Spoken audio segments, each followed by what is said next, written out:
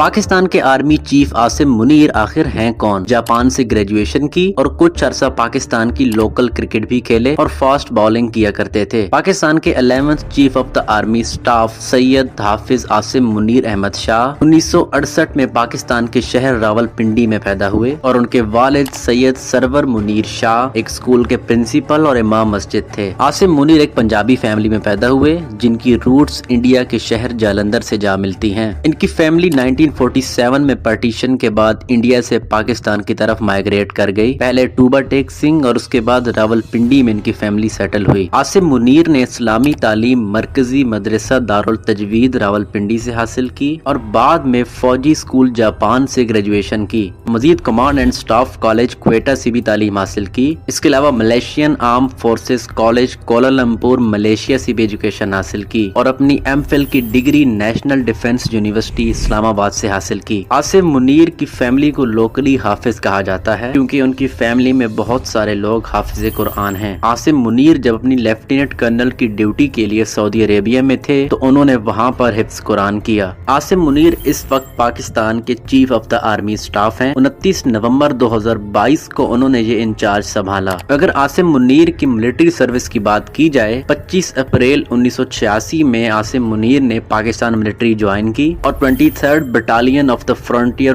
Force regiment میں commission کے طور پر بھرتی ہوئے۔ لیفٹیننٹ کرنل کے طور پر عاصم منیر نے سعودی عربیہ کے شہر ریاض کے اندر بھی سرو کیا اور مزید سیاچن گلیشیئر کے اندر بھی خدمات سر انجام دی۔ 2014 میں عاصم منیر کو میجر جنرل کے عہدے پر پروموٹ کیا گیا اور انہیں پاکستانی ٹروپس کا کمانڈر بنا دیا گیا جو کہ اس وقت پاکستان کے ناردرن ایریاز کے اندر تھے۔ عاصم منیر نے 2016 میں director general of military intelligence کی سروسز بھی انجام دیں اور انہیں پاکستانی گورنمنٹ کی جانب سے مارچ 2018 میں ہلال امتیاز دیا گیا۔ ستمبر 2018 میں عاصم منیر کو لیفٹیننٹ جنرل کے عہدے پر پروموٹ کیا گیا اور ساتھ ہی ساتھ انہیں پاکستان کی انٹیلیجنس ایجنسی ISI کا DG بھی بنا دیا گیا۔ اس کے بعد 2019 کے جون کے مہینے میں عاصم منیر کو ہٹا کر جنرل فیض حمید کو نیو DG ISI بنایا گیا۔ اس کے بعد 2019 میں عاصم منیر کو corps commander of XXX groups بنا دیا گیا۔ مزید 2021 سے نومبر 2022 تک lieutenant general Asim Munir Pakistan military کے جنرل ہیڈ کوارٹر راولپنڈی کے کوارٹر ماسٹر رہے۔ اس کے بعد نومبر 2022 میں لیفٹیننٹ جنرل عاصم منیر کو